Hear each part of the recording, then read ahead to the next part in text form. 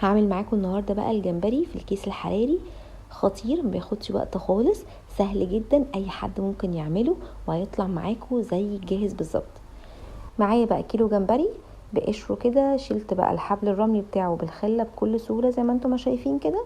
وبعد كده بحطه بقى في شويه من الميه ومعلقتين من الدقيق، وبسيبه 10 دقايق، وبعد كده بغسله كويس جدا وبسيبه يتصفى.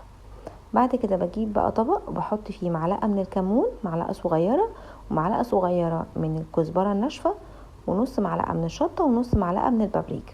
وهنزل كمان بنص معلقه من الملح لان الجمبري مش بيحب الملح الكتير. وبنزل عليه كمان ب10 فصوص من الثوم المهروس كويس جدا. ومعايا بقى عصير ليمون، هنزل بس بليمونه كبيره كده. وبعد كده بقلب بقى كل تتبيله مع بعض وبنزلهم على الجمبري بعد ما اكون مصفياه كويس، علشان التتبيله تمسك في الجمبري كده ويبقى ليه طعم. قلبته بقى مع بعض كده وهسيبه بقى نص ساعه. الجمبري مش بيتحط في التتبيله كتير، يا دوبك هما نص ساعه. هبتدي بقى ان انا احضر الخلطه بتاعتي. معايا طاسه هنزل بقى بربع فنجان من الزيت، ومعايا قطعه زبده كده قد معلقتين صغيرين.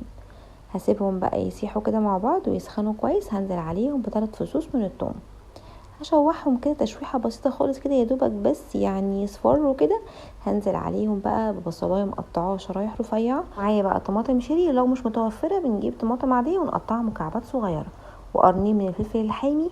ونزلت كمان بمعلقتين من معجون الصلصه وربع فنجان من الميه. هسيبهم بقى كده على النار ياخدوا كده غلوتين مع بعض. هكون محضره بقى صينيه للفرن، احط فيها كيس حراري، واكون مولعه الفرن على درجه حراره 200، عايزين درجه حراره عاليه. وابتدي بقى ان انا احط بقى الجمبري. وكان معايا كمان بقى ذره حلوه سلقتها 3/4 سلقه كده. مش قادره اقول لكم طعم الذره مع الجمبري طعمه حلو ازاي، طعمه خطير، وبياخد كده من الصوص ومن طعم الجمبري، بيبقى ليه تيست عالي قوي. بنزل بقى كده بشويه من الخلطه، وابتدي ان انا انزل تاني بالجمبري والذره وخلطه تاني. طبعا لو حابين تختصروا بقى الخطوه دي كلها في طبق كبير بره، نحط الجمبري والذره والخلطه كلها على بعض ونقلبهم تقليبه، وبعد كده نحطهم في الكيس، اكيد هيكون افضل. اهم حاجه بس ان احنا ما نقلبهوش جوه الكيس، يا اما نقلبه بره يا اما نعمله زي ما انا ما عملته كده، علشان بس الكيس ما يتقطعش معانا ونحتفظ بالصوص جوه الكيس. هقفله بقى، وطبعا اكون مولعه الفرن على درجه حراره 200، ويكون طبعا قبلها بربع ساعه. احنا عايزين الفرن يكون سخن كويس قوي. هقفله كويس وبخله كده هفتح فتحات بسيطه عشان الكيس ما يفرقعش جوه الفرن. وبدخله بقى بيقعد معايا نص ساعه. اهم حاجه ما نسيبوش في الفرن اكتر من الوقت اللازم، لان الجمبري ما بياخدش وقت كتير في السوا. بخرجه بقى، مش قادره اقول لكم ريحته عامله ازاي وطعمه خطير بجد. بيتقدم جنبه بقى سلطه خضراء او سلطه طحينه او صوصات الجمبري، او جنبه كمان رز صياديه.